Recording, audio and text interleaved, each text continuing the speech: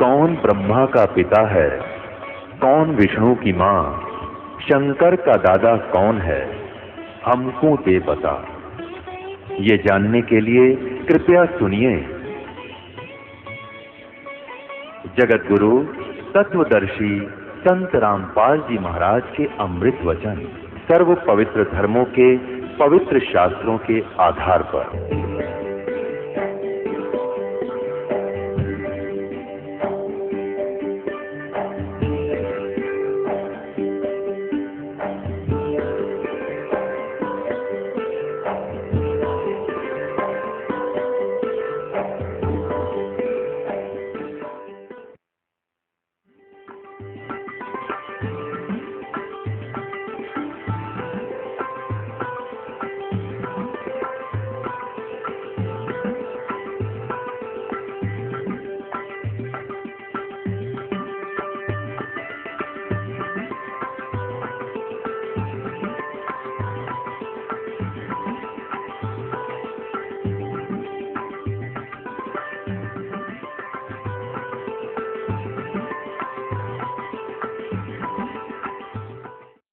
परमेश्वर परम अक्षर ब्रह्म ने स्वयं आकर के बताया है वो ज्ञान, वो सच्चिदानंद घन ब्रह्म की वाणी है, वो कबीर वाणी है। तो इस प्रकार गीता ज्ञानदाता 7वें अध्याय के 18वें श्लोक में अपनी गति को अनुत्तम कहता है, और इसीलिए 18वें अध्याय के 62वें श्लोक में और 66वें श्लोक में और 15वें अध्याय के 1 से लेकर 4 में तत्वदर्शी संत की पहचान बता करके स्पष्ट कर दिया है कि दो इस उल्टे लटके हुए संसार रूपी वर्ष के सभी विभागों को बता दे कि जड़ कौन परमात्मा है, तना कौन है, डार कौन है और ये शाखा कौन है। सवेदवित वो है, वेद के तात्पर्य को जानने वाला वो तत्वदर्शी संत है। तो परमेश्वर स्वयं आते हैं आपने ऋग्वेद मंडल नंबर 9 और सूक्त नंबर 86 के मंत्र 26 और 27 में, ऋग्वेद मंडल नंबर 9 सूक्त 82 के 1, 2, 3 में, ऋग्वेद मंडल नंबर 9 सूक्त 20 मंत्र 1 में, ऋग्वेद मंडल नंबर 9 सूक्त 1 मंत्र 8, 9 में, ऋग्वेद मंडल नंबर 9 और सूक्त 96 यानी 96 के मंत्र 16 से लेकर 20 में, ऋग्वेद मंडल नंबर 9 सूक्त 94 यानी 94 के मंत्र 1 में आपको दिखाएंगे। और पहले भी बहुत बार दर्शन रूबरू कराया आपके, उनमें स्पष्ट किया है कि परमात्मा ऊपर सतलोक में रहता है, उस तीसरे मुक्ति धाम में धूलोक में तेजो में स्थान पर रहता है, और वहाँ राजा के समान, जैसे राजा अपने सिंहासन पर विराजमान होता मुकुट उकुट पहन के, ऐसे वो परमात्मा राजा के समान वहाँ देखा जाता है। नर आकार है, साकार है, मनुष्य दृश्य है, और वहाँ से गति करके आता है, वो अक्षय आत्माओं को मिलता है, उनको उपदेश देता है, तत्व ज्ञान समझाता है। तो वो तत्व ज्ञान जो परमात्मा स्वयं आकर अपने मुख कमल से बोलता है, वो सच्चिदानंद घन ब्रह्म की वाणी है, वो ब्रह्मणे मुखे है, जो गीता के अध्याय नंबर 4 के श्लोक नंबर 32 में जिसके विषय में। तो वो परमेश्वर आकर ही अपने यथार्थ ज्ञान को स्वयं ही बताता है और अपने लोक में जाने की विधि को स्वयं ही जानकारी देता है। इसलिए वो परमात्मा सतलोक से चलकर आता है और यहाँ अपना ज्ञान प्रचार करता है। वो कवियों की तरह आचरण करता है, कवियों की तरह, लेकिन वो होता है भगवान, वो परमात्मा होता है। तो पुण्यात्माओं, वेदों के अंदर जो जानकारी है वो परमात्मा की है, और वेदों अनुसार जिस परमात्मा की लीला है, ही इज गॉड, वो परमात्मा है। तो श्रीमद् भगवद गीता अध्याय नंबर 18 के श्लोक नंबर 62 और 66 में, और गीता जी अध्याय नंबर 15 के श्लोक 1 से 4 में ये स्पष्ट किया है कि उस परम अक्षर ब्रह्म की सत साधना मिलने से तत्वदर्शी संत जो 3 मंत्र का जाप देगा, जिसमें एक ओम और 2 ये सांकेतिक है, तत् और सत, उससे उस स्थान की प्राप्ति होगी जहां जाने के बाद साधक फिर लौट कर कभी संसार में नहीं आता। और वहां परम शांति होगी। और यहाँ गीता ज्ञान दाता कहता है 8वें अध्याय के 7वें श्लोक में कि मेरा समन भी कर और युद्ध भी कर, मेरी शरण में रहना तो युद्ध करना ही पड़ेगा। यहाँ शांति नाम की चीज नहीं। हर जो भोले आत्मा ओम शांति शब्द बोलते हैं उनकी तो मत मारी जा रही है। ओम से शांति होगी, ओम से शांति सपने में नहीं हो सकती। ओम तो ब्रह्म का जाप है, इस काल का जाप है। और काल की साधना से यू कहता है कि शांति नहीं हो सकती, युद्ध करना पड़ेगा। यहाँ तो लट्ठम लट्ठा ये सब क्रियाएं तुमने करनी पड़ेंगी। और परम शांति चाहिए तो उस तत्वदर्शी संत की शरण में जाकर उस परमात्मा की शरण में जा, जिसकी कृपा से ही तू सनातन परम धाम को और शाश्वत स्थान को प्राप्त होगा, यानी परम शांति को प्राप्त होगा। तो पुण्यात्माओं, आज तक हमारे हिंदू धर्म के धर्म गुरुओं ने हमारे को अपने सदग्रंथों के विपरीत लोक वेद सुना रखे हैं। हमारे आज तक के हिंदू धर्म के जितने धर्मगुरु हुए हैं वो हमारे सदग्रंथों से भी परिचित नहीं थे, जिस कारण से उन्होंने अर्थों के अनर्थ करके ज्ञान को अज्ञान बनाकर हमारे अंदर फीड कर दिया, भर दिया। और आज वो हमारे यहाँ गले तक अड़ा पड़ा है। हजारों वर्षों से हम इसको सुनते और सुनाते आ रहे हैं। ढेर सारी त्रुटियां इनके अध्यात्म ज्ञान में थी, हम फिर भी संतुष्ट थे क्योंकि विकल्प नहीं था। हमारे पास वो मेजरिंग टेप नहीं थी, वो कोई ऐसा पैमाना नहीं था जिस तरह इनको नाप लें इनका ज्ञान गलत है या ठीक है। क्योंकि हमारे पूर्वज हम अशिक्षित थे, हम संस्कृत भाषा नहीं जानते थे और सभी सदग्रंथ संस्कृत भाषा में लिपिबद्ध थे।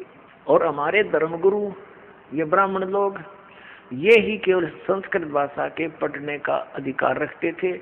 जैसे 4 वर्ण बनाए थे, एक वर्ण सदग्रंथों का अध्ययन करे, शिक्षा ग्रहण करे, सदग्रंथों का जो अध्ययन करे और फिर जनसाधारण को उनको सरल भाषा में समझावे। ये अध्यात्म गुरु यानी अध्यापक का, टीचर का कर्तव्य बनता है। और टीचर वही होता है जो सिलेबस से ज्ञान करावे, और जो सिलेबस से बाहर की बातें बताता है वो टीचर ठीक नहीं, वो अध्यापक ठीक नहीं, वो तो शत्रु है विद्यार्थियों का। तो पुण्यात्माओं, हमारा जो सिलेबस है, वैसे तो ये सिलेबस जो केवल हिंदुओं के नाम कर दिया, ये पूरे मानव मात्र के लिए है। कौन सा? ये 5 वेद, 5 वेद हैं। 4 वेद तो वेल नोन है ही, एक 5वां वेद सूक्ष्म वेद है जिसको तत्व ज्ञान भी कहते हैं। उस सूक्ष्म वेद के अंदर वो तत्व ज्ञान है, वो 5वां वेद है। उसको परमात्मा ही आकर अपने मुख कमल से बोलता है, अपनी सिंपल लैंग्वेज में जो जनसाधारण समझ सके। और उससे पहले सदग्रंथों को ठीक से ना समझकर जितने भी धर्म गुरु होते हैं वो उन सदग्रंथों के विपरीत ज्ञान सुना रहे होते हैं। और परमेश्वर आकर के, क्योंकि वो नर आकार है, मनुष्य दृश्य है भगवान, सह शरीर आता है, सह शरीर जाता है। उस परमात्मा ने ये लीला बनारस में की थी, काशी शहर में, भारतवर्ष में। सन 1398 से सन 1518 तक 120 वर्ष रहे धरातल पर। एक जनसाधारण की तरह क्रिया की, जुलाहे का काम किया, ये दिखाने के लिए, परमात्मा पाने के लिए हठ योग या कर्म संन्यास लेने की कति आवश्यकता नहीं। एक रिहर्सल करी थी भगवान ने कि घने पैसे की आवश्यकता नहीं परमात्मा पाने के लिए, और केवल ब्राह्मण जाति भी आवश्यक नहीं, यानी उच्च जाति ही आवश्यक नहीं। परमात्मा पाने के लिए कोई जाति कोई मजहब हो, लेकिन क्रिया ठीक हो, किसी भी जाति वर्ण का व्यक्ति परमात्मा पा सकता है। ये उदाहरण देने के लिए वो आते हैं और अपने मुख कमल से वो अध्यात्म ज्ञान बोलते हैं। तो उस परमेश्वर ने वो अध्यात्म ज्ञान यानी तत्व ज्ञान 600 वर्ष पहले बोला था। सन 1398 से सन 1518 के बीच में वो तत्व ज्ञान सच्चिदानंद घन ब्रह्म की वाणी बोली थी, जो आदरणीय धर्मदास साहिब जी के द्वारा लिपिबद्ध की गई थी। अब परमात्मा के साथ इस काल ने एक और लफड़ा घेर रखा है कि परमात्मा ज्ञान देकर जाते हैं, बीच में ये उसी के मार्ग में, उसी के पंथ में काल के दूत घुसेड़ देता है और वो फिर परमात्मा की उस अध्यात्म ज्ञान का प्रारूप बिगाड़ देते हैं। अब लगभग 600 वर्ष हो गए कबीर वाणी को, कबीर पंथियों के द्वारा ही उसके अंदर बहुत सी फेरबदल कर दिया, अपने अनुभव अनुसार उसको फेरबदल कर दिया। इनको ये लगा कि इसको जनसाधारण नहीं स्वीकार करेगा, उसमें चेंज कर दिया, लेकिन फिर भी बहुत ढेर सारा सत्य शेष है। उसकी पूर्ति के लिए परमात्मा फिर क्या करते हैं,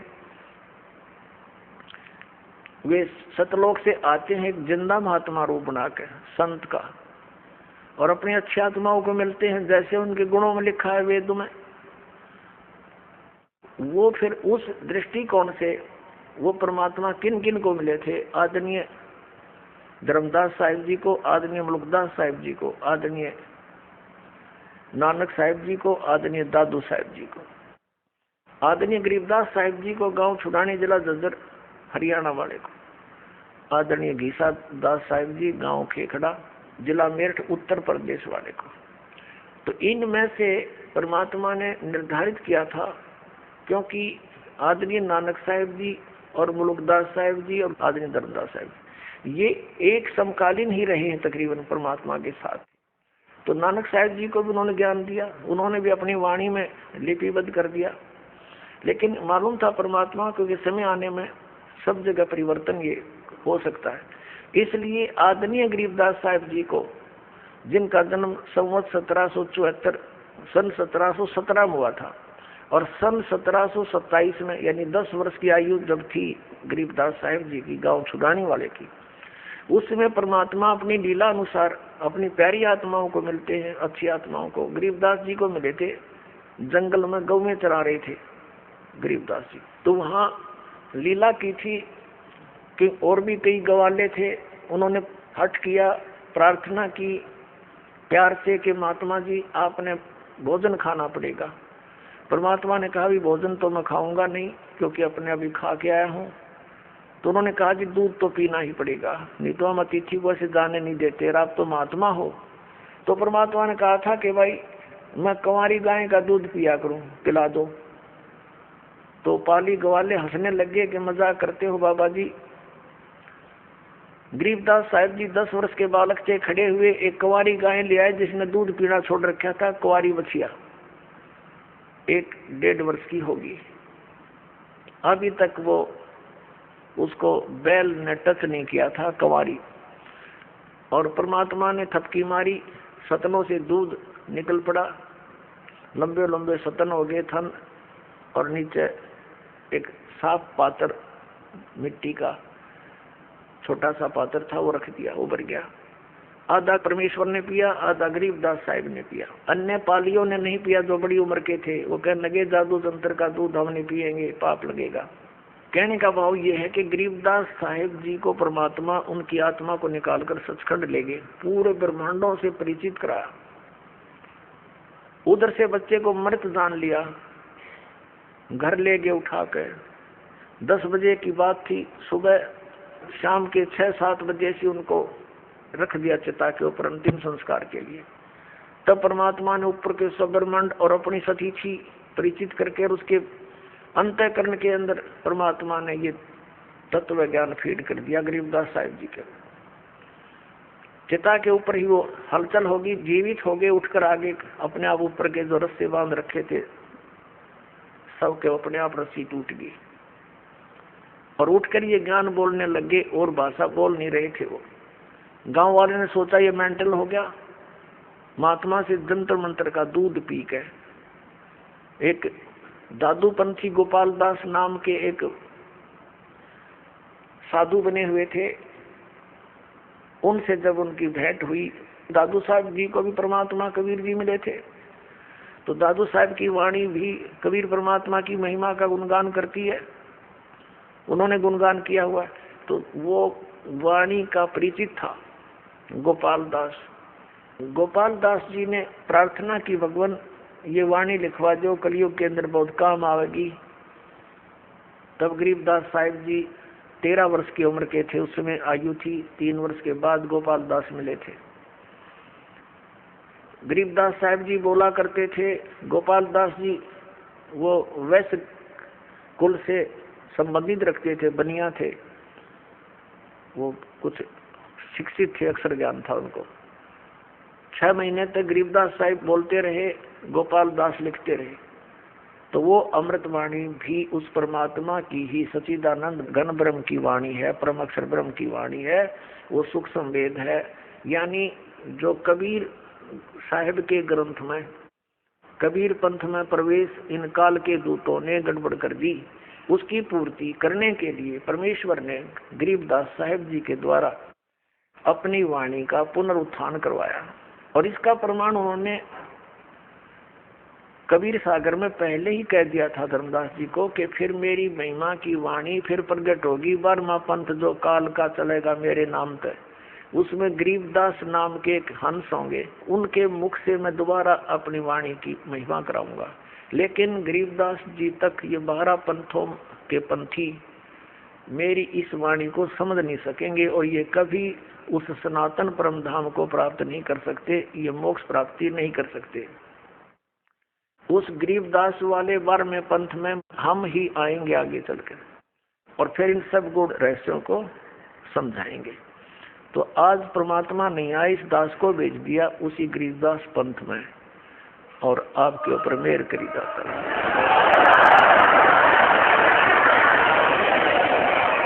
अपने आत्माओं, इस दास का जन्म पवित्र हिंदू धर्म में हुआ और हमारे इस पवित्र हिंदू धर्म के अंदर जो भी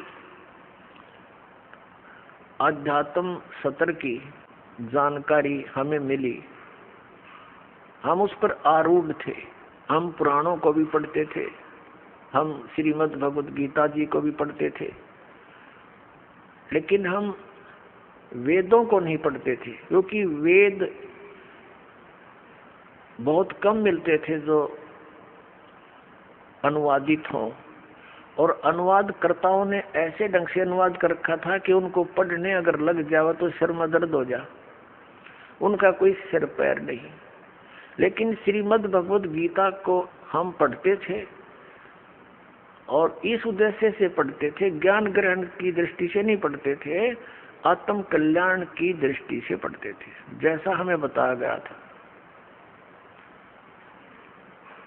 हमारे हिंदू धर्म के धर्म गुरुओं ने, यानी हिंदू धर्म का कहाँ से प्राकट्य माना जाता है, कहाँ से प्राकट्य हुआ? आदि शंकराचार्य जी हुए हैं, जिन्होंने इस हिंदू धर्म का जो है प्राकट्य किया, इसका प्रारंभ किया। अब हिंदू किन को मानते हैं? हिंदू उनको मानते हैं जो आदि शंकराचार्य द्वारा दिए गए अध्यात्म ज्ञान को स्वीकार किए हुए हैं, उन्हीं के आधार से जो साधनाएं करते हैं, उस मानव समाज को हिंदू कहा जाता है। आदि शंकराचार्य से पहले कोई हिंदू नहीं था, सभी एक वैदिक धर्म को ही मानते थे। वैदिक धर्म कौन सा है? जो केवल वेदों पर ही आधारित है, वेदों अनुसार साधना करता है, वेदों के अतिरिक्त किसी भी लोक वेद को वो स्वीकार नहीं करते थे। आदि शंकराचार्य जी का जन्म कब हुआ? श्री ईसा मसीह जी से 508 वर्ष पूर्व।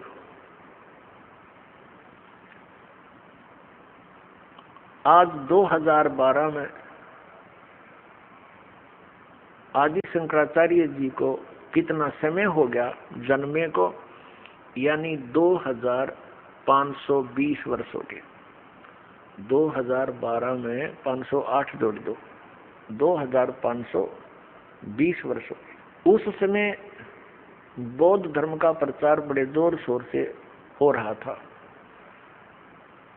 और उस समय आदि शंकराचार्य का जन्म होना हमारे लिए एक वरदान सिद्ध हुआ। यदि बुद्ध धर्म भारतवर्ष में फैल जाता तो हम सभी नास्तिक हो जाते। अब पूरा चीन बुद्ध के सिद्धांत को मानने वाला देश था, अब वो सारा नास्तिक हो गया, कम्युनिस्ट कहने लग गया अपने आप को, भगवान का नामो निशान नहीं। कारण क्या था कि जैसे धार्मिक लोग होते हैं वो साधु संतों से ज्ञान ग्रहण करने की उद्देश्य से ही उनकी वाणी को सुनते हैं, विचार सुनते हैं, और महात्मा बुद्ध के विचारों को अब जनता सुनने लगे। अब जनता को क्या पता ये टीचर क्या बता रहा है, स्टूडेंट को क्या पता ये टीचर हमें क्या शिक्षा दे रहा है, सभी स्वीकार्य होते हैं। इसी कारण से महात्मा बुद्ध के विचार पूरे मानव समाज को स्वीकार्य हो रहे थे।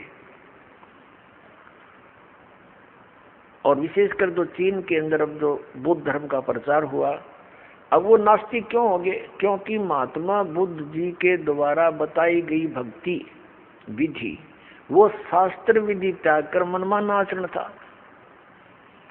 उन्होंने ना तो वेदों को पढ़ा, ना वो कोई अन्य किसी संत की शरण ग्रहण करी, स्वयं ही हठ योग किया। गया के अंदर, बिहार के अंदर एक गया शहर है, उसमें एक वट वृक्ष के नीचे बैठकर उन्होंने स्वयं हठ योग करा, अपनी मनमुखी साधना की।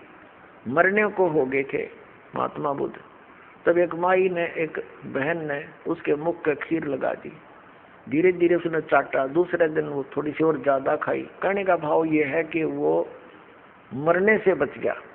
फिर उसने अपना विधान बना दिया कि starvation could not lead to salvation, भूखा मरने से आत्म कल्याण नहीं हो सकता। चलो ठीक है, वो तो उसकी अपनी सोच है। न सदग्रंथों का आधार बनाया, तो अपने मनमुखी विचारों को जो जनता को स्वीकार्य थे वैसे ही स्वाभाविक वो प्रचार कर दिया, और जनसाधारण इसको स्वीकार करने को तैयार है जो उनके अनुकूल हो, चाहे उनको हानि हो या लाभ हो। इसी कारण से पूरा चीन उसका अनुयायी बना आत्म कल्याण के लिए। महात्मा बुद्ध के द्वारा बताई गई भक्ति विधि से अध्यात्म लाभ हुआ नहीं, और प्रारंभ में पुण्यकर्मी प्राणी होते हैं, उनको वैसे स्वाभाविक भी अपने संस्कारवश लाभ होता रहता है, तो वो सोचते हैं कि जो क्रिया हम कर रहे हैं इससे हमें लाभ हो रहा है। ये उनकी अध्यात्म ज्ञानहीनता होती है। तो यही कारण रहा कि पूरा चीन आने वाले समय में नास्तिक हो गया कि उनको अध्यात्म लाभ नहीं हुआ भगवान का, और उन्होंने ये मान लिया कि भगवान कहीं नहीं है, साधना करके देख लिया कोई लाभ नहीं होता, इसलिए वो नास्तिक बन गए। और यही दशा भारतवर्ष की हो जाती यदि आदि शंकराचार्य जी उस समय जन्म ना होता। लेकिन बात वहीं की वहीं रही, आसमान से गिरे खजूर में अटक गए। आदि शंकराचार्य ने फिर क्या ज्ञान दिया कि जीव ही ब्रह्म है, यानी ये जीव ही भगवान है, तू ही ब्रह्म है, तत्वमसि तत्त्वमसि अयम आत्मा ब्रह्म, अहम ब्रह्मास्मि प्रज्ञानम ब्रह्म। ये चार महावाक्य दृढ़ कर दिए, चार पीठ बना दी, और प्रत्येक पीठ में एक वाक्य एक उनके उत्तराधिकारी के पास होगा, और एक वेद का वो संरक्षक बना दिए, एक वेद का वो पाठ करें। एक तरफ तो हमारे धर्म गुरु का विधान है कि अयम आत्मा ब्रह्म, अहम ब्रह्मास्मि, मैं ही परमात्मा हूँ, ब्रह्म माने परमात्मा। दूसरी तरफ हमारे धर्मगुरु कहते हैं कि श्री कृष्ण, श्री शंकर भगवान और श्री विष्णु जी की भक्ति करो, और नाम मंत्र बताते हैं जय राम जय जय राम, सीताराम राधे श्याम, जय गोपाल राधे श्याम, ओम नमः शिवाय, गायत्री मंत्र। भले पुरुषों पुण्यात्मा, अब हमारा जो मोतियाबिंद था इस दास के अज्ञान का, मेरे पूज्य गुरुदेव जी ने वो मोतियाबिंद का ऑपरेशन कर दिया। अब मेरी आंखें वो तत्व ज्ञान वाली आंखें काम करने लगी। अपने धर्म गुरुओं को दास ने उस तत्व ज्ञान रूपी तराजू में धर के तोल के देखा, और अब आपके सामने तोल के दिखाऊंगा ये हमारे धर्मगुरु क्या ज्ञान प्रचार किया करते थे, वो कितना हमारे सदग्रंथों में प्रमाणित है। और शास्त्र विधि को त्याग कर जो मनमाना आचरण करते हैं, गीता जी अध्याय नंबर 16 के श्लोक नंबर 23-24 में कहा है, गीता जी अध्याय नंबर 16 के श्लोक 23 में कहा है कि शास्त्र विधि को त्याग कर जो मनमाना आचरण करते हैं उनको न तो कोई सुख हो, न कोई सिद्धि प्राप्ति हो, और न उनकी गति हो। फिर किस लिए भक्ति करें? यूजलेस भक्ति इन 3 वस्तुओं के लिए ही करते, 3 पदार्थों के लिए। 16वें अध्याय के 24वें श्लोक में कहा कि इससे तेरे लिए अर्जुन कर्तव्य और अकर्तव्य की अवस्था में कौन सी साधना करनी चाहिए, कौन सी ना करनी चाहिए, सदग्रंथ ही प्रमाण है। इन्हीं के आधार से करना, किसी की लोक वेद को मत मानना। जो संत सदग्रंथों अनुसार ज्ञान देता हो महात्मा, जो गुरु, उसके विचारों को मानना, किसी के लोक वेद पर आश्रित ना होना। अब हमारे धर्मगुरु हमें क्या बताते थे? एक तरफ तो कहते हैं अयम आत्मा ब्रह्म, जीव ही ब्रह्म है, और दूसरी तरफ कहते हैं श्री कृष्ण भगवान, शंकर भगवान और नारायण भगवान, विष्णु जी ये सर्वशक्तिमान, अजन्मा, अमर, इनका कोई माता पिता नहीं। अपने आत्माओं, हमारे हिंदू धर्म के अंदर जो साधनाएं प्रचलित हैं वो कौन कौन सी हैं? ये मंत्र आपको बता दिया, हरे कृष्ण हरे राम, कृष्ण कृष्ण हरे हरे, सीताराम राधे श्याम, राधे राधे श्याम मिला दे, ओम नमः शिवाय, ओम भगवते वासुदेव नमः, और गायत्री मंत्र। पुण्यात्माओं, ये मंत्र मोक्षदायक हैं या नहीं है, इसका निर्णय कहां से होगा? ये सदग्रंथों से ही होगा। और सदग्रंथ कौन से हैं? सदग्रंथ हैं पवित्र 5 वेद। 4 वेद तो वेल नोन है, ऋग्वेद, यजुर्वेद, सामवेद, अथर्ववेद, और 5वां सूक्ष्म वेद जिसको तत्व ज्ञान भी कहते हैं, सच्चिदानंद घन ब्रह्म की वाणी भी कहते हैं, जिसको कबीर वाणी भी कहते हैं। और इन 4 वेदों का सारांश, सूक्ष्म वेद को छोड़कर 4 वेदों का सारांश है श्रीमद् भगवद गीता। ये चारों वेद क्या हैं और श्रीमद् भगवद गीता क्या है, 18 पुराण क्या है, जो हमारे हिंदू धर्म के सिलेबस है, पाठ्यक्रम की पुस्तक यानी धार्मिक पुस्तकें हैं। पहले इनका निर्णय करना पड़ेगा हमने, तब हम आगे अध्यात्म मार्ग में कदम उठा सकेंगे। ये 5 वेद, 4 वेद इंक्लूडिंग सूक्ष्म वेद, ये पूरा का पूरा ज्ञान पूर्ण परमात्मा ने, परम अक्षर ब्रह्म ने इस ब्रह्म के अंदर, सर्वपुरुष के अंदर यानी काल के अंतःकरण में फीड कर दिया था, और उसका निर्धारित समय कर दिया था। इतने समय के उपरांत ये अपने आप इसके श्वासों के माध्यम से बाहर आएगा। ऐसा ही हुआ जैसे भैंस गाय को गर्भ रहता है और समय आने के बाद वो अपने आप बाहर आ जाता है, ऐसा समझो। ऐसी व्यवस्था कर दी मालिक ने। तो जब वो समय आया, अपने आप इसकी श्वासों से 4 वेद बाहर आ गए। अपने आत्माओं, अगर ये अध्यात्म ज्ञान आज से 20-30 वर्ष पहले प्रारंभ होता या 50 वर्ष पहले प्रारंभ होता तो शायद ही कोई समझ सकता। अब जैसे एक मोबाइल से दूसरे मोबाइल में बगैर किसी तार के कनेक्शन से फिल्म की फिल्म फीड हो जाती है और उसमें देख लो, ऐसे ही परमात्मा ने उसके श्वासों के माध्यम से वो बाहर वेद आए और एक अलग से वेदों का रूप धारण कर दिया, ज्ञान का। अब ये अनाड़ी कहते हैं कि उस समय कागज कहाँ से आ गया, कलम कहाँ से आ गई। ये तो भक्तिहीन प्राणी, अध्यात्म ज्ञानहीन प्राणी के विचार हो सकते हैं। परमात्मा क्या नहीं कर सकता? जिसने इतने ब्रह्मांड बना कर रख रखे हुए, कागज तैयार नहीं कर सकता? परमात्मा जो चाहे सो कर सकता है। आपने जादूगर देखे होंगे, हम देखा करते, छोटे छोटे गांव में आते थे बस जादूगर, एक छोटा सा गोली कांच की और मुख में डालते थे, छोटी सी इतनी होती थी, और थोड़ी देर में नौकर के हो इतना बड़ा बट्टा निकालते पत्थर का गोल गोल, और एक और हो ये निकाल देते। जब एक मैन परमात्मा बनाया हुआ आदमी ये कर सकता तो क्या नहीं कर सकता। तो ये जो अध्यात्म ज्ञानहीन हम क्यों हो गए, इसका निष्कर्ष निकलेगा। इसने क्या किया, इस ब्रह्म ने, सरपुरुष ने, जो ब्रह्मा विष्णु महेश का पिता है, इसने पूरा ज्ञान पढ़ा जो परमात्मा ने इसको दिया था। इसने क्या देखा कि जो ज्ञान इसकी पोल खोल रहा था, क्योंकि हम सतलोक में रहते थे, वहां हमारा जन्म मृत्यु नहीं था, हमारे को 5 तत्व का शरीर नहीं, वहां पर दूसरा शरीर एक तत्व से प्राप्त था, जिसमें स्नायु नहीं थी, नाड़ी नहीं, ये शुक्र से बना हुआ नहीं था। तो वहां वो पूरी जानकारी थी, और उसकी भक्ति भी दीवी लिखी थी वापस जाने की, और वो मंत्र भी उसमें विद्वान था, जिसके कोड वर्डों में था, जिसके जाप करने से और जीव इसके बस से बाहर हो जाता और वहां चला जाता। तो इसने क्या किया, उस 5वां वेद जो जानकारी उस परमात्मा के बारे में थी, वो उसका नाश कर दिया, हमारे तक नहीं दिया। उसमें से 4 वेद दे दिए, वो तो इकट्ठा ही ज्ञान था, पर उसके 4 विभाग कर दिए गए थे। तो वो ज्ञान दे दिया ब्रह्मा जी को सागर मंथन के दौरान। ब्रह्मा जी ने वो ज्ञान पढ़ा, उन 4 वेदों को, जैसा उसने निष्कर्ष निकाल सका वो निकाल लिया।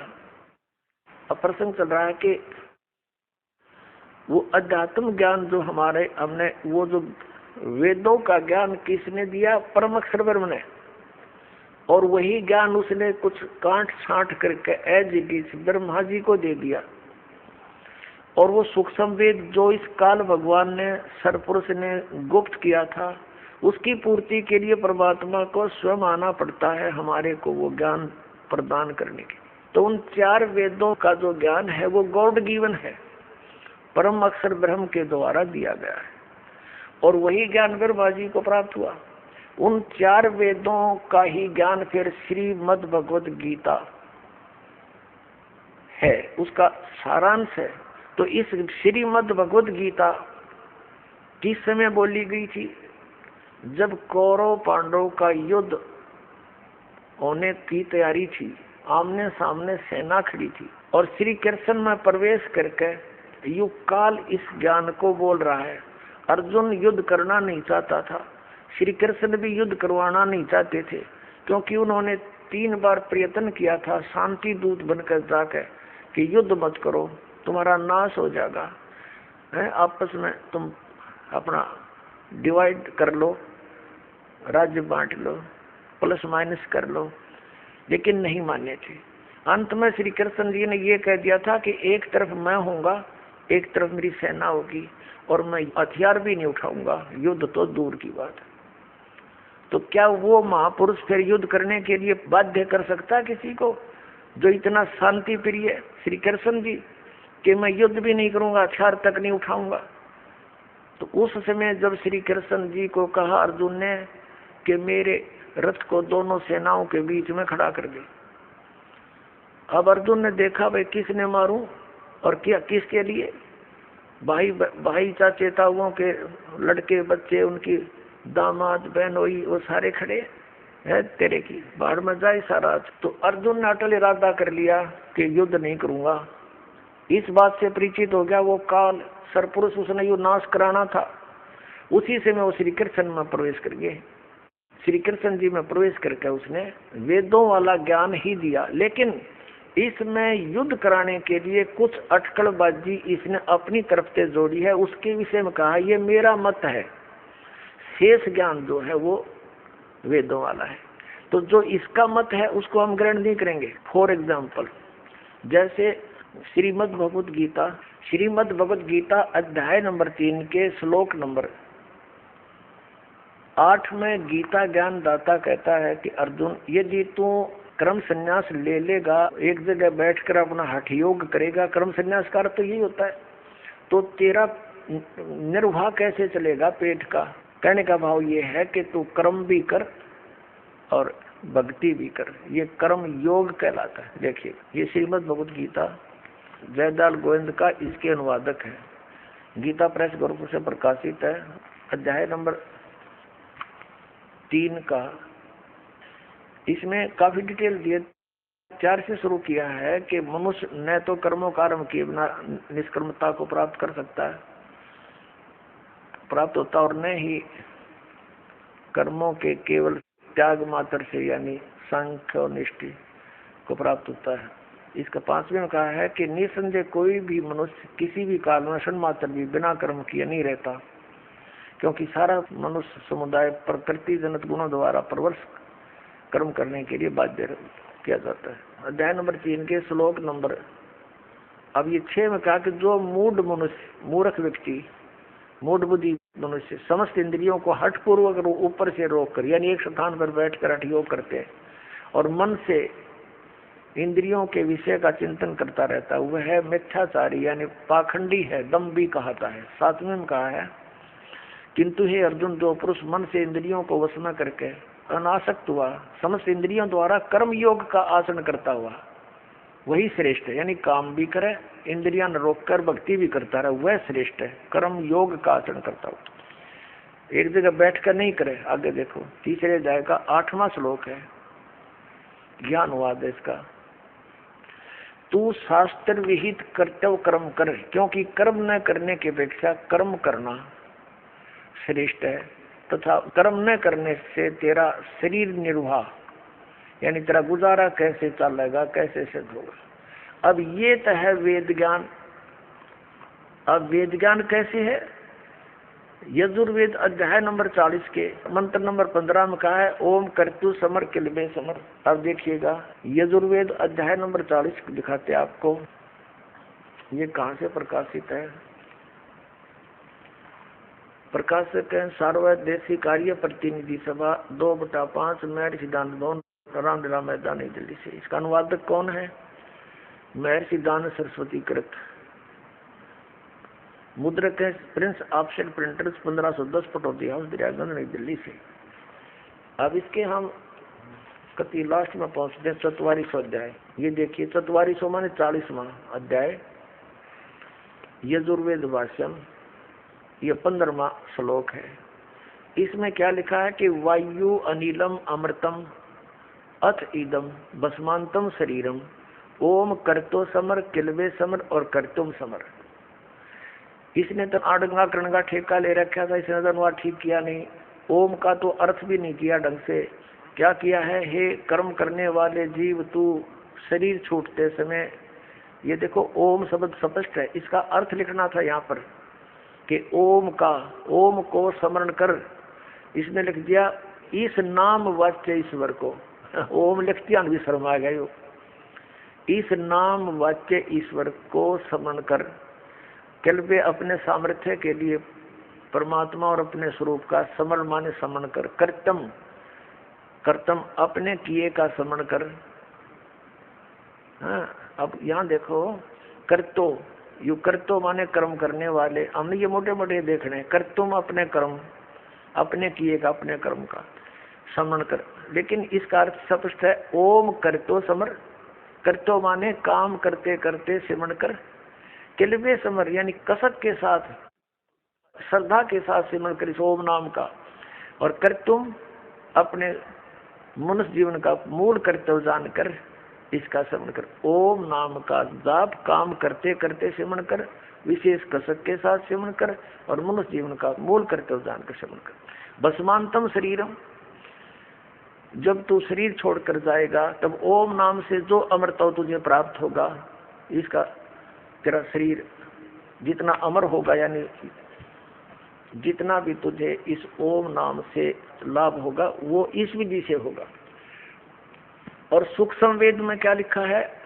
नाम उठत नाम बैठत नाम सोत जागवे, नाम खाते नाम पीते नाम सेती लागवे।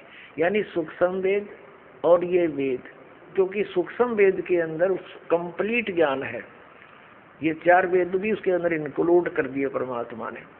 जो इसने उसमें कुछ डंडी मारी थी वह ठीक कर दी। तो अब ये सिद्ध हो गया कि वेदों में लिखा है कि हठ योग नहीं करना, काम करते करते कर्म योग का आश्रय लेकर अपनी भक्ति भी करो, अपना दैनिक कार्य भी जिसका है जो कर्तव्य कर्म है। कर्तव्य कर्म का अर्थ क्या है? ये नहीं कि कोई कसाई है वो कसाई का काम करें, जाइयो कर्ण का काम है, नहीं। जो कर्तव्य कर्म है वो करो, जो करने योग्य भक्ति कर्म है वो करो, अकर्तव्य को छोड़ दो। शराब पीता है, मांस खाता है, यह अकर्तव्य है। और जो आन उपासना करता है वो अकर्तव्य है। शास्त्र विधि त्याग के जो मनमाने जाप करता है वो अकर्तव्य है, वो नहीं करने। अब गीता जी में जो दास दिखाना चाहता था कि जो इसने अपनी तरफ से समावेश किया है वो वेदों वाला ज्ञान नहीं है, वो हमें मान्य नहीं। अब इसने 6ठे अध्याय के अंदर इसने अपना मत घुसोड़ दिया, वो वेद विरुद्ध है, वो अपना नहीं ग्रहण करना। क्या देख रहा, ये श्रीमद् भगवत गीता, ये देखिएगा अध्याय नंबर 6 श्रीमद् भगवत गीता और मंत्र नंबर 10 से प्रारंभ करते हैं। मन और इंद्रियों सहित शरीर को वश में रखने वाला आशा रहित संग्रह रहित योगी अकेला ही एकांत स्थान में स्थिर होकर आत्मा को निरंतर परमात्मा में लगावे। 11वां, अब इसने बताया कि शुद्ध भूमि में जिसके ऊपर कर्मशः कुसामान्य डाब, मृगशाला और वस्त्र बिछे हों, न बहुत ऊंचा है और न बहुत नीचा, अपने आसन को स्थिर स्थापन करके, फिर कहा है उस आसन पर बैठकर चित्त और इंद्रियों की क्रियाओं को वश में रखते हुए मन को एकाग्र करके अंतःकरण की शुद्धि के लिए योग का अभ्यास करें। आगे बताया है 13वें में, काया सिर और गले को समान अचल धारण करके और स्थिर होकर अपने नासिका के अग्र भाग पर, नाक के अगले भाग पर दृष्टि जमाकर अन्य दिशाओं को ना देखता हुआ ब्रह्मचारी के व्रत में सतित भय रहित भलीभांति शांत अंतःकरण वाला सावधान योगी मन को रोक कर मुझ में चित्त वाला मेरे प्राण होकर स्थित हुए। आगे लिखा है, वश में किए हुए मन वाला योगी इस प्रकार, ये 15वां है, आत्मा को निरंतर मुझ परमेश्वर के स्वरूप में लगाता हुआ मुझ में रहने वाली परमानंद की प्रकाष्ठा रूप शांति को प्राप्त होता है। अब ये क्या बता रहा है, इसकी अंग्रेजी ये दास समझ सके, आपका समझ में नहीं आओ बच्चों। इसने ये बताया है कि एकांत स्थान पर बैठो, पहले डाब बिछाओ, डाब कुश, और उसके ऊपर मृगशाला, मृग के चाम को बिछाओ हिरण के, और फिर उसके ऊपर वस्त्र बिछाओ और एकांत स्थान पर बैठो और ऐसे सीधा गल सिर ऐसे रखो और नाक के अगले भाग पर देखते रहो। इस तरह साधना करने वाला मेरे से मिलने वाली जो शांति जिसी से उसको प्राप्त होगा। और ये हठ योग गीता जी के 3रे अध्याय के 5 से लेकर 8 तक ये स्पष्ट कर दिया। यदि तू एक स्थान पर बैठ के, ये मूर्ख लोग होते हैं जो हठ योग करके कर्म इंद्रियों को रोक के बैठना, हठ योग करना और मन से चिंतन रहता है, तो इससे अच्छा तो अपना काम करे और भक्ति कर, यही श्रेष्ठ है। अगर तू एक स्थान पर बैठा रहेगा तेरा निर्वाह कैसे चलेगा? तो ये तो है वेद ज्ञान, बिल्कुल सही है। फिर आगे इसने इसके विपरीत जो ज्ञान दिया है वो इसका अपना मत है, ये हम स्वीकार नहीं करेंगे। अब जैसे इसने गीता जी में थोड़ा सा ये अपना मत जो डाला है युद्ध कराने के लिए भी, गीता जी अध्याय नंबर 2 के श्लोक नंबर 37 और 38 में, 38 में कहता है कि अर्जुन तेरे दोनों हाथों में लड्डू, यदि तू युद्ध में मारा गया तो स्वर्ग को प्राप्त होगा, और यदि तो विजयी हुआ तो पृथ्वी का राज भोगेगा। और फिर कहता है कि लाभ और हानि को भूल के, लाभ और हानि की इच्छा ना करके युद्ध कर। बता, इसका कोई है ज्ञान? यो एक तो कहता है लाभ और हानि को भूल कर तो युद्ध कर, मैं आपके स्पष्ट कराता हूँ, और तुरंत ही लाभ और हानि याद जो आ रहा है तो ये इसकी अटकलबाजी थी, ये युद्ध कराना ही चाहता था। ये देखिए, ये वही श्रीमद् भगवद गीता है, अध्याय नंबर 2, श्रीमद् भगवद गीता, और ये 37 श्लोक है। या तो तू युद्ध में मारा जाकर स्वर्ग को प्राप्त होगा, अथवा संग्राम जीतकर पृथ्वी का राज भोगेगा। इस कारण से अर्जुन युद्ध के लिए निश्चय करके खड़ा हो जा। और फिर 38 में क्या कह रहा है कि जय पराजय, लाभ हानि, दुख सुख को समान समझकर उसके बाद युद्ध के लिए तैयार हो जा। इस प्रकार युद्ध करने से तू पाप को नहीं प्राप्त होगा। अब ये है इसका ज्ञान। आप समझो बुद्धिमान है समाज, आज कोई बालक नहीं। परमात्मा ने दास को वो आंख दे दी, तत्व ज्ञान वाली नेत्र दे दिए। अब हम इस तराजू में तोड़ लेंगे इस पूरे अध्यात्म ज्ञान को, क्योंकि वो ज्ञान सूक्ष्म वेद में कंप्लीट लिखा हुआ है और वो कंप्लीट ज्ञान दास के पास है। अब उस पैमाने से, उस टेप से हम सबको मापेंगे और उन्हीं वेट से, उन्हीं वट्टों से तोलांगे अपने अध्यात्म ज्ञान को। जो थोड़ा बहुत कहीं मिलावट होगी जब क्लियर हो जाएगा, अब इसको तालेंगे हम देसी घी को और शुद्ध घी बनावाएंगे। अब ये क्या निर्णय निकला इसका कि हमारे कौन से सदग्रंथ हैं जिनको आधार मानकर हम भक्ति करेंगे। पवित्र चारों वेद और पवित्र श्रीमद् भगवद गीता का वो ज्ञान जो वेदों से मिलता है, ये हमारा भक्ति विधि है, भक्ति का मार्ग है, भक्ति का पथ है। ये इसके अंदर जो साधना लिखी है वही करेंगे। इसके अतिरिक्त हम कोई ग्रंथ का कोई भी प्रमाण यानी उसका वचन ग्रहण नहीं करेंगे। अब बात रही हमारे पवित्र 18 पुराणों की। ये 18 पुराण क्या है? ये एक बोध है। 18 बोधों में से एक 18 पुराण भी एक ही बोध माना जाता है। ये ज्ञान श्री ब्रह्मा जी ने अपने वंशजों को दिया, अपने संतान को, ब्राह्मणों को दिया। और श्री ब्रह्मा जी, श्री विष्णु जी, श्री शिव जी को ये परम अक्षर ब्रह्म आकर मिले थे, पूर्ण परमात्मा। क्योंकि इसका विधान है परमात्मा का कि वो अपनी अच्छी आत्माओं को मिलता है। तो श्री ब्रह्मा जी, श्री विष्णु जी, श्री शिव जी, ये ब्रह्मांड के सबसे श्रेष्ठ आत्मा है।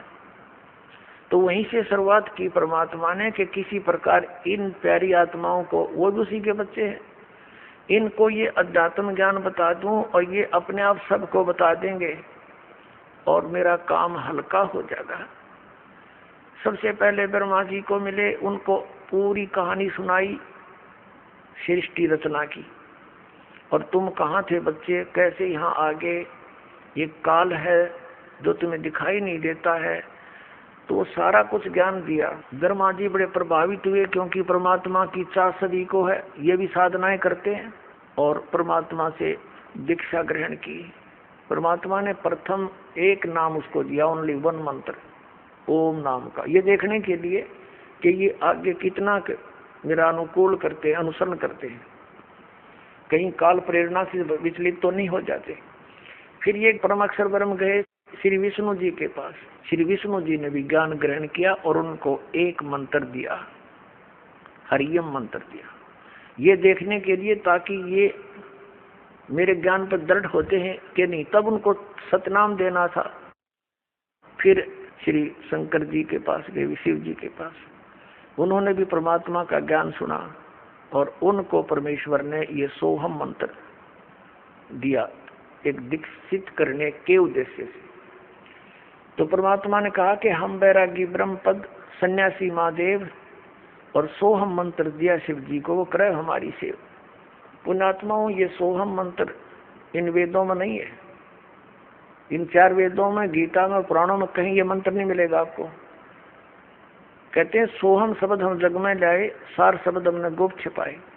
अब हम उस प्रसंग पर आते हैं। अब क्या हुआ कि परमात्मा फिर दोबारा उनको देखने के लिए गए कि कितने दृढ़ है मेरे ज्ञान पर। तो ब्रह्मा जी को आकाशवाणी हुई कि जो संत तुम्हें मिला है ये भ्रमित ज्ञान देता है, इसके ज्ञान को ग्रहण मत करो।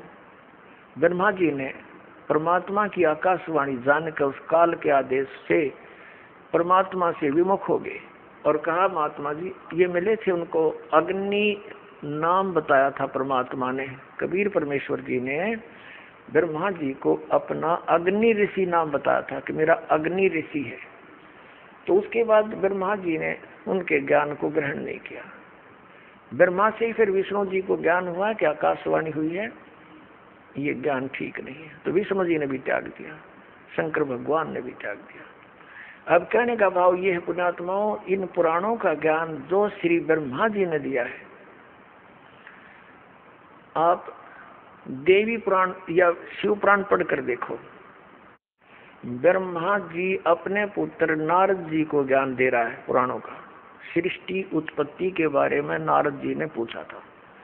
तो ये क्या बता रहे हैं, अब थोड़ी सी झलक दिखाता हूं, तब आपको पता चलेगा कि पुराणों का ज्ञान ये ब्रह्मा जी द्वारा दिया गया है। आगे ऋषियों ने दूसरे ऋषि से, तीसरे ऋषि से, फिर तीसरे से चौथे ने दक्षा जी से सुनकर, जो क्योंकि जो ज्ञान प्रारंभ में दिया जाता है आने वाला वक्ता उसको फिर दोबारा सुनाता है, तो कुछ अपना अनुभव भी उसमें ऐड होता चला जाता है।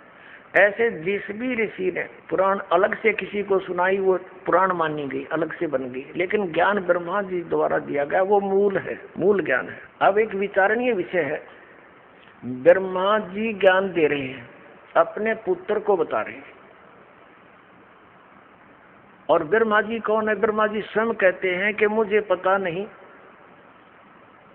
मैं कहां से जन्म हुआ मेरा। ये श्री मद देवी भागवत के अंदर, यानी देवी शक्ति पुराण के अंदर, देवी पुराण में तीसरे स्कंद में जब ये कमल के फूल पर बैठा था, तो ब्रह्मा जी अपने पुत्र नारद को वहां भी ज्ञान सुना रहा है कि मैं जब कमल के फूल पर बैठा था, जब मैं सचेत हुआ तो मुझे नहीं मालूम है कहां से जन्म हुआ, मेरा क्या कर्तव्य है और कौन मेरा जनक है। ये थोड़ा सा प्रमाण आपको दिखा, ये देखिएगा श्रीमद देवी भागवत, सचित्र मोटा टाइप, केवल हिंदी, गीता प्रेस गोरखपुर से प्रकाशित है। इसके संपादक कौन है? संपादक है हनुमान प्रसाद पोदार चंदलापुर, और गीता प्रेस गोरखपुर से ये प्रकाशित है। ये आपके समक्ष, इसमें थोड़ा सा दिखाएंगे आपको। ये तीसरा स्कंद है, ये तीसरा स्कंद है, और इसका प्रश्न नंबर यहाँ से प्रारंभ होता है। ये तीसरा स्कंद का प्रथम अध्याय है, तीसरा स्कंद। जन्मे जय ने पूछा था व्यास जी से, भगवान आपने अम्बा यज्ञ अर्थात परम पवित्र नवरात्र व्रत करके उसके द्वारा देवी की आराधना करने की आज्ञा दी है, वह को देवी कौन है? तो यहाँ क्या बता रहा है कि व्यास जी कहते, राजन तुम्हारी बुद्धि बहुत विशाल है, और अभी तुमने जो पूछा कि ब्रह्मा आदि की उत्पत्ति, ब्रह्मा आदि माने ब्रह्मा विष्णु महेश की उत्पत्ति कैसे हुई, ये महान कठिन विषय है। उसके अनेक प्रश्न उठ जाते हैं। यही प्रश्न पूर्व समय मैंने नारद जी से किया था। अब नारद जी कहता है, व्यास जी ने जब पता किया कि मुने आप बुद्धिमान है, मुझे बताने की चेष्टा करो, ब्रह्मांड का प्रधान करता कौन है? मुनिवर वह ब्रह्मांड कहाँ से उत्पन्न हुआ है? व्यास जी नारद से पूछ रहे। हम ज्यादा समय ना लेंगे। अब यहाँ आगे हमें 115 पृष्ठ पे, वही तीसरा स्कंद है। इसमें क्या कहा है कि व्यास जी नारद जी से पूछा। नारद जी कहते हैं, व्यास जी प्राचीन समय की बात है, यही संदेह मेरे हृदय में उत्पन्न हुआ था। तब मैंने अपने पिता अमित तेजस्वी ब्रह्मा जी के स्थान पर गया, उनसे जिस विषय में तुम पूछ रहे हो उसी विषय में मैंने पूछा। अच्छा देखो या ब्रह्मा जी क्या बताते हैं। ब्रह्मा जी ने कहा, बेटा मैं इस प्रश्न का क्या उत्तर दूं, यह बड़ा ही जटिल प्रश्न है। महाभाग तुम भगवान विष्णु से इसका समुचित समाधान पा सकते हो। महामते इस संसार में कोई भी रागी पुरुष ऐसा नहीं जो इसको जान सके। पूर्व काल में सर्वत्र जल ही जल था, स्थावर जंगल जितने प्राणी उनमें से कोई भी नहीं था। तब कमल से मेरी उत्पत्ति हुई। उस समय मुझे सूर्य, चंद्रमा, वृक्ष तथा पर्वत, ये 116 पृष्ठ पर आ गया, तीसरे स्कंद पर, कोई भी दिखाई नहीं पड़े। मैं कमल की कणिका पर बैठकर विचार करने लगा, इस अगाध जल में मैं कैसे उत्पन्न हो गया, कौन मेरा रक्षक है, तथा इस प्रलय काल में सृष्टि एवं संहार करने वाला कौन विशिष्ट पुरुष है। कहीं भी स्पष्ट रूप से भूमि भी नहीं दिखती जिस पर यह जल टिका हो, यह कमल कैसे उत्पन्न हुआ। अब पुण्यात्मा, इस पुराण से हमने इतना ही लेना था, क्योंकि हमने इस तत्व ज्ञान को समझना है, अध्यात्म ज्ञान। अब यहाँ धर्मा जी कह रहे हैं कि मुझे नहीं मालूम जब कमल के फूल पर बैठा था मैं कहाँ से उत्पन्न हुआ, कौन मेरा रक्षक मेरा जन्म करता है, और सब जगह जल ही जल। अब शिव पुराण दिखाते हैं आपको थोड़ा सा, उसमें ये क्या ज्ञान दे रहा है, अपने जन्म से पहले की जो जानकारी ये दे रहा है वो कहाँ से लाया, ये आपको स्पष्ट होगी। वो कहाँ से लाया, इसने परमात्मा से सुनी थी, लेकिन उसमें कुछ अपना खिचड़ी, कुछ परमात्मा से प्राप्त ज्ञान को अज्ञान अज्ञान मिलाकर हमारे में पेश कर दिया।